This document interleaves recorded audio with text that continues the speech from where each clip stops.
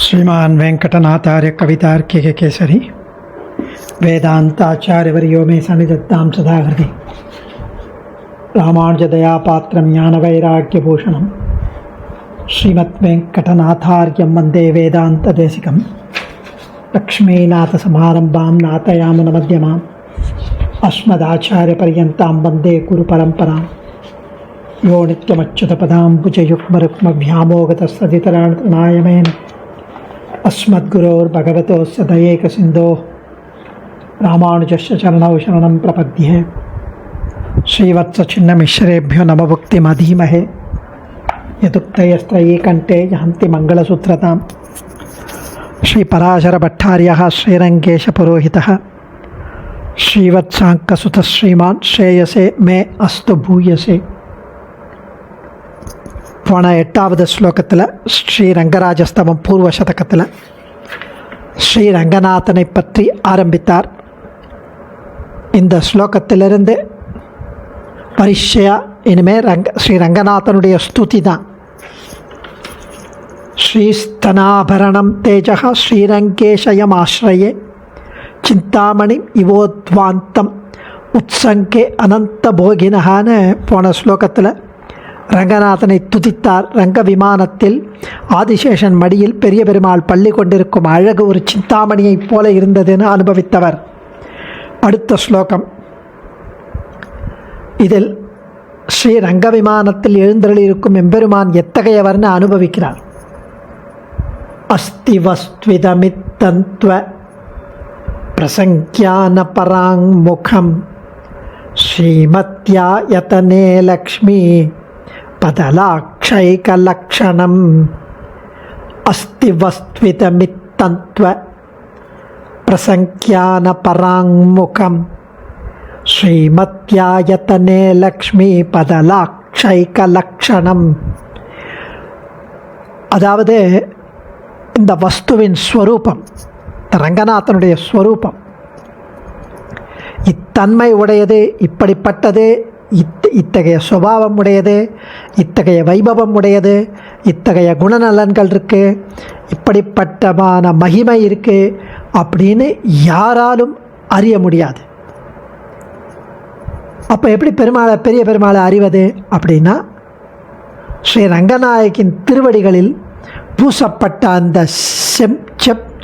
சிகப்பு சாறு, குங்கும சாறு, அது எந்த வஸ்துவின் மீது இருக்கிறதோ அது அந்த வஸ்து தான் திருவரங்கத்தில் பெரிய கோவிலில் உள்ளது பெரிய பெருமாள். அதாவது அவருடைய உள்ளங்காலில், ரங்கநாயகியின் உள்ளங்காலில் இருக்கிற அந்த செம்பஞ்சு சாறு, சிவந்த சாறு, அது யாருடைய திருமார்பில் அந்த அடையாளம் இருக்கோ அந்த வஸ்து தான் திருவரங்கத்தின் பெரிய கோவிலில் ரங்கநாதனாக இருக்கிறது என்கிறார். இந்த ஸ்ரீரங்க விமானத்தில் எழுந்தருளிருக்கும் எம்பெருமான் எத்தகையவர், இன்னார் என்று ஒருவராலும் நன்கு அறிந்து கொள்ள முடியாதவர். இதம் இன்னது என்றும், இத்தம்த்வ இத்தகையது என்றும், பிரசங்கியான அறிந்து கொள்ள, பராங்முகம் முடியாதது, லக்ஷ்மி பத லாக்ஷைக லக்ஷணம். லக்ஷ்மி பெரிய பிராட்டியாரின், ரங்கநாயகியின் பத திருவடிகளில் உள்ள லாக்ஷா செம்பருத்தி குழம்பு, ஏக அது ஒன்றையே லக்ஷணம் அடையாளமாக உடையது.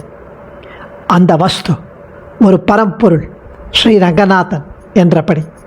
ஸ்ரீமதி செல்வம் நிரம்பிய வஸ்து. அது ஸ்ரீமதி செல்வம் நிரம்பிய ஆயத்தனே திருவரங்கம் என்ற பெரிய திருக்கோவிலில் அஸ்தி எப்பொழுதும் திகழ்கிறது, எப்பவும் இருக்கிறது. அதான் அஸ்தி வஸ்த்வித மித்தந்த்வ பிரசங்கியான பராங்முகம் ஸ்ரீமத் ஆயத்தனே லக்ஷ்மி பத லாக்ஷைக லக்ஷணம். அதாவது இத்தகையவர், இன்னார், ரங்கநாதன் ஸ்ரீரங்க விமானத்தில் எழுந்தருளிக்கும் பெருமான் அப்படின்னு யாராலும் அறிய முடியாது. உபனிஷத்தே சொல்கிறது, அவிஜாத்தம் விஜானதாம் விஜாத்தம் விஜானதாம். இதை அந்த பரம்பொருளை ஒருத்தர் தெரிந்தவர், எனக்கு தெரியும் அவர் யாருன்னு அப்படின்னு ஒருத்தன் சொன்னான்னா அவன் தெரியாதவன் அர்த்தம். அவனை பற்றி எனக்கு தெரியாது அப்படின்னு யாராவது சொன்னார்னா அவன் தெரிந்தவன் அர்த்தம். அவிஜாத்தம் விஜானதாம், விஜாத்தம் அவிஜானதாம். பரமாத்மாவின் பெருமைகளை பரமாத்மாவே அறிய முடியாதுன்னு ஸ்ருதிகள் காட்டுகிறது. சோ அங்க வேத யதிவா ந வேத என்றது. நதே விஷ்ணோ ஜாயமானோ நஜாத தேவ மகிம்னஹ பரம் அந்தம் வேத என்கிறது ரிக்வேதம். விஷ்ணுவே, இப்போது உண்டானவனோ இல்லை ஏற்கனவே உண்டானவனோ இல்லை இனிமே வரப்போகிறவனோ ஒருவரும் தேவரீருடைய மகிமையின் எல்லையை கண்டவர் இல்லை. அதுதான் அதன் பொருள். சோ அங்க வேத யதிவா ந வேத நதே விஷ்ணோ ஜாயமானோ ந ஜாதகா தேவ மகிம்னஹா பரம் அந்தம் வேத. இதே விஷயத்தை தான் ஸ்ரீ பட்டர் இங்கு அருளுகிறார். அப்போ எப்படி அவனை தெரிஞ்சுக்கிறது? ரங்கநாதன் யார், பரம்பொருள் யார், பரதத்துவம் யார், எப்படி தெரிஞ்சுக்கிறதுனா பிராட்டிக்கு கணவனே ஜெகத்காரன். அதுதான், அது தெரிஞ்சுட்டா போதும், அவன்தான் ஜெகத்காரன். ஸோ இந்த விஷயத்தை ரொம்ப அழகாக தெரிவிக்கிறார் சுவாமி. பிராட்டியுடன் கூடிய பெருமாள் உலக அனைத்துக்கும் தாய் என போற்றப்படும் தாய்மை, பரிவு, கருணை, ஐஸ்வர்யம் முதலிய சிறப்பு குணங்கள் பொருந்திய மகாலட்சுமியை பற்றி துதித்து ஸ்ரீ குணரத்ன கோஷம் அதில் சுவாமி அழகாக அனுபவித்து அதன் பிறகு இப்போ ஸ்ரீ ரங்கநாதனை அனுபவிக்கிறார். நமக்கு தெய்வம் அப்படின்னா திவ்ய தம்பதி தான், பிராட்டியுடன் சேர்ந்து நிற்கும் பெருமாள். ஸ்ரீயும் ஸ்ரீயப்பதியும் ஸ்ரீனிவாசம் பரம் பிரம்ம என்ற அழகிய சொற்சேர்த்தி ஸ்ரீ பாஷ்யக்காரர் பிரம்மணி ஸ்ரீனிவாசே என்கிறார். நாராயணனோ விஷ்ணு வாசுதேவான்னு சொல்லலை, பிரம்மணி ஸ்ரீனிவாசே. நாம் அந்த திவ்ய தம்பதிகளுக்கே சேஷபூத்தர்கள். எல்லா பிறப்பிலும் எல்லா சூழ்நிலைகளிலும் நம் ஆத்மா இந்த நிரூபாதிக சேஷத்துவத்தை உணர்ந்து இயங்க வேண்டும். நிரூபாதிக அப்படின்னா ஒரு ஔபாதிகம் இல்லை, ஏறிட்டு இதனால் ஒரு என்ஃபோர்ஸ்ட் கிடையாது. நேச்சுரலி நாம் சேஷபூத்தர், அடியவர், கைக்கரியம் பண்ண உரிய தாசர். பிராட்டியுடன் கூடிய பெருமாள் திவ்ய தம்பதியே சேஷி. அதுதான் இங்கே தெரிவிக்கிறது. பிராட்டிக்கு கணவனே ஜெகத்காரணம், அவனே மோட்சம் அளிப்பவன் என்று வேதாந்தங்கள் பிராட்டியை முன்னிட்டே பரம்பொருளை நிர்ணயிக்கிறது. ஹ்ரீஷ்சதே லக்ஷ்மீஷ்ச பத்னௌ அப்படிங்கிறது புருஷ சூக்தம். அஸ்யேசா நா ஜகதோ விஷ்ணு பத்னி அப்படிங்கிறது. ஸோ இதை கொண்டே ஸ்ரீ குணரத்ன கோஷத்திலையும் சுவாமி தெரிவிக்கிறார். வேதாந்தா தத்துவ சிந்தாம் முரபி துரசியத் பாத சின்னை தரந்தி. வேதாந்தாக பரதத்துவம் யார் என்று முடிவெடுக்க வந்த உபனிஷத் பாகங்கள் முரபித் உரசி, முரபித் உரசி, முரபித் உரசி, முராசுரனை பிளந்து எரிந்த எம்பெருமானின் திருமார்பில் யத் எந்த பெரிய பிராட்டியார் யத் பாத சின்னை தரந்தி,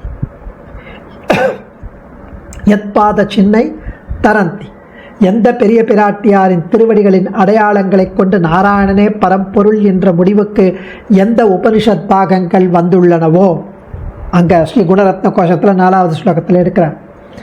அமுதத்தை கடைந்த போது திருப்பார்கடலில் தோன்றிய பிராட்டி அங்கு கூடியிருந்த எல்லாரையும் புல்லுக்கு சமமாக எண்ணி அலட்சியம் பண்ணி எம்பெருமானின் திருமார்பில் ஏறி அமர்ந்தாள் என்று ஸ்ரீ விஷ்ணு புராணம் கூறுகிறது. பஷ்யதாம் சர்வதேவானாம் யயவ் வக்ஷஸ்தலம் ஹரேஹே. எல்லா தேவர்களும் பார்த்து கொண்டிருக்க அவனுடைய வக்ஷஸ்தலத்தில் ஏறி அமர்ந்தாள். எம்பெருமானின் திருவயிற்றில் உள்ள அந்த 3 கோடுகள், அதில் பிராட்டி கால் வச்சு ஏறி மார்பில் ஏறி அழகாக அமர்ந்தாளாம். அதுவும் ஒரு புராணத்தில் தெரிவிக்கப்படுகிறது. ஆகவே பிராட்டி தமது திருவடிகளில் பூசியுள்ள செம்பருத்தி குழம்பின் அடையாளம் எம்பெருமானின் திருமார்பில் உண்டு.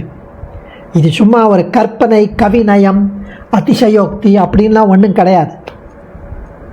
இது தத்துவம், இது சேஷி. அந்த தத்துவத்தை தெரிவிப்பது இது. அதாவது கத்தியத்திலும் ஸ்ரீ விசிஷ்டனான பெருமானிடத்தில்தான் சுவாமி பாஷ்யக்காரர் சரணாகதி பண்ணுறார். ஸோ ஸ்ரீயோட சேர்ந்து ஆகாரத்ரய சம்பன்னாம்னு புருஷகாரத்திலையும் உபாயத்திலும் உபேயத்திலையும் 3 விதங்களிலும் அவள் நமக்கு இருக்கா. ஸோ அசரன், அதாவது வேறு புகழில்லாதவன் அவன் திவ்ய தம்பதி தான் நமக்கு புகழ். ஸோ அதனால் தைரியமாக அவன் இருக்கா அவனோட அப்படின்னு தைரியமாக நம்ம சரணடையலாம். ஜீவாத்மாக்களுக்காக எம்பெருமானிடம் லட்சயத்தை பரிந்து பேசி காட்டித் தருகிறாள் என்கிறார். ஸோ பிரசங்கியான அறிந்து கொள்ள முடியாதது பராங்முகம். ஆனால் எப்படி அறிந்து கொள்ளணும்னா பிராட்டியோட திருவடி இருக்கும் திருமார்பு. எம்பெருமான் எழுந்தருளி இருப்பதனாலேயே அவ்விடத்தில் ஸ்ரீமத் தத்துவம் ஏற்படுகிறது. என்ன நாராயணோ தேவகா பரமாத்மா சனாதனகா தத் புண்ணியம் தத் பரம் பிரம்ம தத் தீர்த்தம் தத் தபோவனம் தத் தேவர்ஷயா சித்தாக சர்வே சைவ தபோக்தனாக. ஆரண்ய பருவத்தில் தீர்த்த யாத்திரையில் பகவத் க்ஷேத்திரத்தின் பெருமையை மகரிஷி வெளியிட்டார். ஸோ ஸ்ரீமத் யாயத்தனே, அதுதான் அதுக்கு அர்த்தம். செல்வம் நிரம்பிய திருவரங்கம். ஸோ எம்பெருமானின் திருமார்பில் பிராட்டியனுடைய அந்த அடையாளம், அதை வைத்துத்தான் பரதத்துவ நிர்ணயம் செய்கிறார்கள். ஸ்ரீயப்பதி ஸ்ரீமன் நாராயணன் அவன்தான் பரதத்துவம். ஹ்ரீஷ்சத்தே லக்ஷ்மீஷ்ச பத்தியோட புருஷ சுக்தத்தில் அதில் புருஷன்னு சொல்லிட்டு கடைசியில் அவனுடைய பத்னி லக்ஷ்மி என்கிறது. அடியேன் தன்யோஸ்மி. கவிதார்க்கிக சிம்ஹாய கல்யாண குணசாலினே ஸ்ரீமதே வெங்கடேஷாய வேதாந்த குரவே நமஹ.